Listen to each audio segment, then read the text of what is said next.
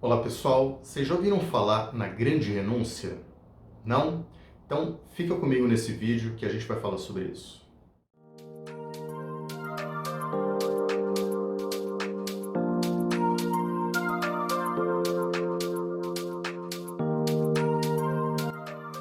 Pessoal, a grande renúncia é um movimento que começou a ser observado nos Estados Unidos. Lá ele recebe o nome de Great Resignation e ele se dá pela demissão voluntária de milhares de trabalhadores. Isso começou a ocorrer durante a pandemia, né? E vamos lembrar um pouquinho o que aconteceu com as nossas relações de trabalho durante a pandemia. Então a gente teve uma série de restrições à locomoção, né? A gente teve aquelas proibições de sair de casa ou de sair de casa em determinados horários, etc. E aí a gente começou a trabalhar em casa, né? Aquilo que a gente conhece hoje por home office, né? E se vocês estão lembrando, o home office ele se caracterizou, principalmente no começo, por uma confusão muito grande, né? As pessoas não estavam acostumadas a trabalhar em casa, não tinham estrutura, às vezes não tinham um bom sinal de internet, não tinham um local específico para trabalhar em casa.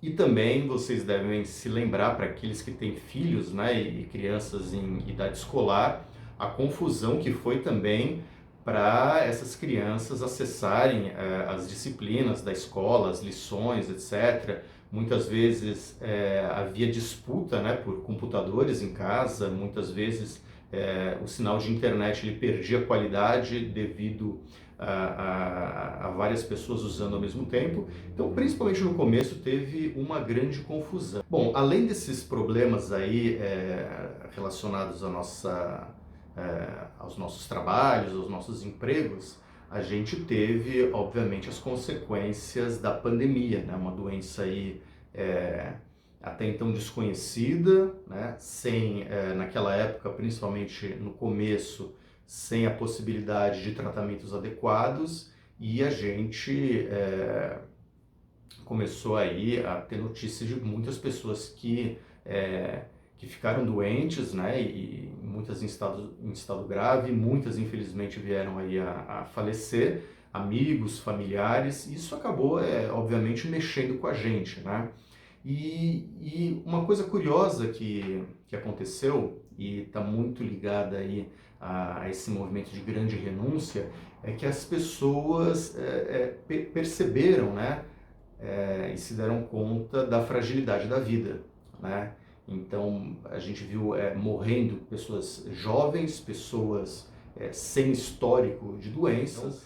Poxa, o que está acontecendo com a nossa vida? O que eu quero para a minha vida? E isso acabou se refletindo também para as questões ligadas ao trabalho. As pessoas perceberam que aquela noção que a gente costumava ter de equilíbrio entre a vida profissional e a vida pessoal começou a perder um pouco de sentido. As pessoas perceberam que a vida é uma só. Então não existe isso de vida pessoal e vida profissional. A nossa vida é uma só. E aí, quando a gente fala de equilíbrio, vamos analisar um pouquinho uma jornada aí de trabalho nas nossas vidas, né? Então, a gente trabalha aí 8, 9, 10 horas por dia, né? 5 dias por semana, para ter 2 dias de folga no fim de semana, quando isso é possível, né? Trabalhamos aí 11 meses por ano para ter um mês de férias, e muitas vezes a gente não consegue nem isso. E a gente trabalha aí ao longo de 30, 35, 40, 45 anos para se aposentar. Então, você está vendo algum equilíbrio nisso? Né? Claro que não. A gente tem esse desequilíbrio natural entre os aspectos profissionais e os aspectos pessoais da nossa vida. E as pessoas então começaram a questionar se a sua vida profissional, né, os seus trabalhos, os seus empregos, eles não estavam, de certa forma, sendo nocivos à sua qualidade de vida, à sua saúde mental. Então, esse questionamento, ele começou a aparecer muito claramente durante a pandemia. E uma boa parte das pessoas começou a perceber que não, que elas não estavam se sentindo bem nos seus trabalhos, nas suas profissões, nas empresas em que elas se apresentavam todo dia, né?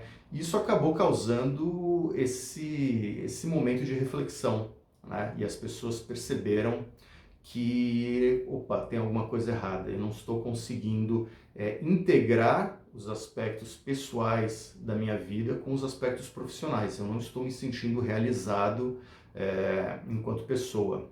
Bom, e aí o que aconteceu? Muitas pessoas acabaram decidindo por deixar os seus empregos.